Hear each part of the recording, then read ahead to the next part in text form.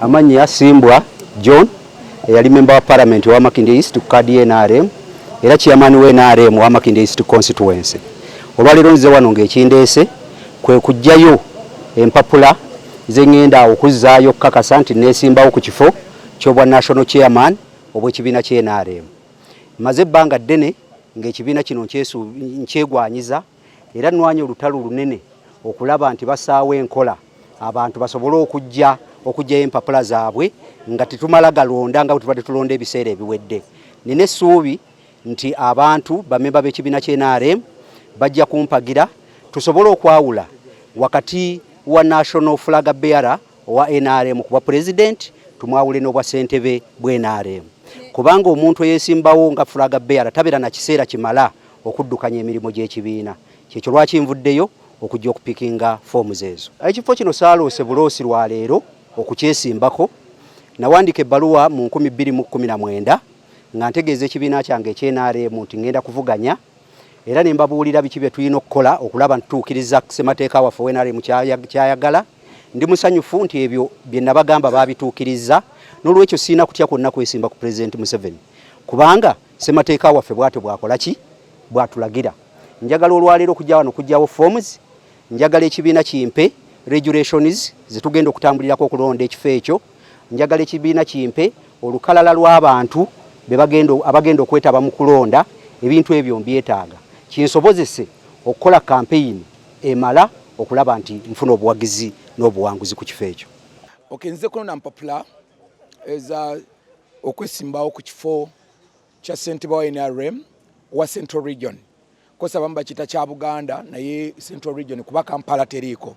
Ekifo kino kitegeeze kifo kya Buganda apart from Kampala. Kuba Kampala nga NRM tugitwalanga region. So the rest of Buganda apart from Kampala is the Central Region. So lwaleero tugenda ku expressing interest n'okujjayo empapula ate okuzijjuza ate oluvannyuma tuzikomyewo. No, my point is about ideological continuation. Okwongera okuba nti endowooza eno ya NRM oba enkola yaffe nga NRM egenda mu maaso. My stand is on ideological continuity.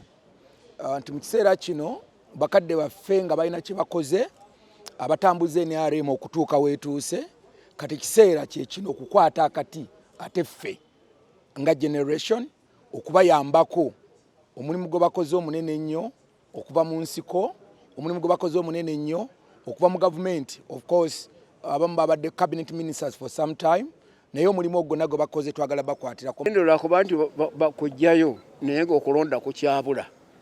Ekyo naye kibale nti wendi nzine nezaalira omwana ng'oyinza okubuuza nnyina w'omwana nti omwana wo kyamwagala. Okyakomawo? Nali ndazeewa. Olina ki ekyenjawulo ku luno? Tewali. Waliwo abajeeyo nga baagala kwesimbako. Ate kasitakiba kuvuganya. Owudde nwana nti ate waba wajja. Ajja yajja. Naye ate ajjira mu kujerega. Soogeraganya naye. Nze Lukwago Mathias, ssentebe w'omuluka gwe Kansanga mu NRM.